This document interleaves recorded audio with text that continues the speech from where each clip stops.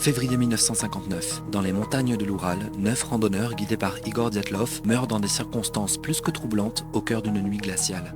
Ce que les secours découvriront à leur arrivée ne fera qu'amplifier le mystère. Ils étaient jeunes, expérimentés et parfaitement équipés pour affronter les conditions extrêmes de l'Oural. Leur objectif ? Atteindre le mont Otterten à travers une expédition glaciale. Le 1er février, ils font étape et montent la tente sur une pente exposée du mont Kolatsiak, surnommée la montagne morte par les Mansi, un peuple local.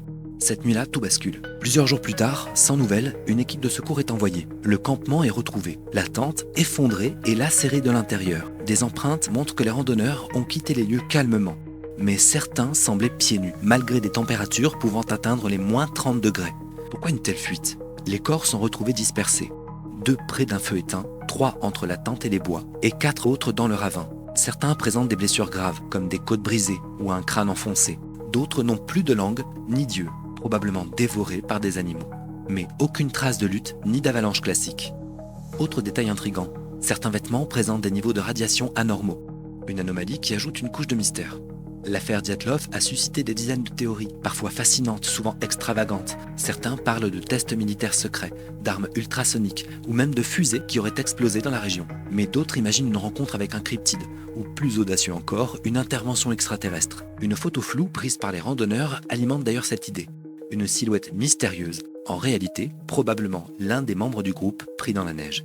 Alors, au-delà de ces conjectures, qu'a-t-il pu vraiment se passer cette nuit-là ? Voici ce que nous savons et qui aurait pu se passer.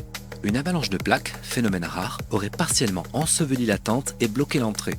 Dans l'urgence, ils la déchirent de l'intérieur et fuient. À l'extérieur, ils font face à des vents catabatiques. Ces vents glaciaux et violents dévalant les pentes à grande vitesse. Leur bruit assourdissant, semblable à un grondement, aurait pu leur faire croire à une avalanche imminente, semant la panique. Mais ce n'est pas tout. Ces vents sont également capables de produire des infrasons, des vibrations inaudibles mais puissantes. Elles provoquent des sensations de malaise, de désorientation et même une peur irrationnelle. Sous l'effet de ces phénomènes, les randonneurs auraient perdu toute logique, agissant dans la confusion et à l'instinct. Certains désorientés auraient chuté dans un ravin, causant les blessures graves constatées.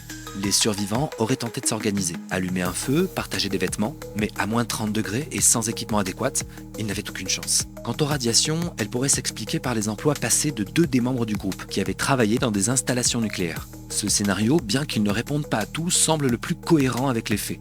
Une nuit glaciale, des forces naturelles impitoyables et une succession de décisions désespérées qui ont scellé le destin de ces randonneurs. Mais l'histoire n'a jamais livré tous ses secrets. Et vous pensez-vous que tout cela puisse être le résultat d'un concours de circonstances ? Laissez vos théories en commentaire et abonnez-vous pour continuer d'explorer le mystère.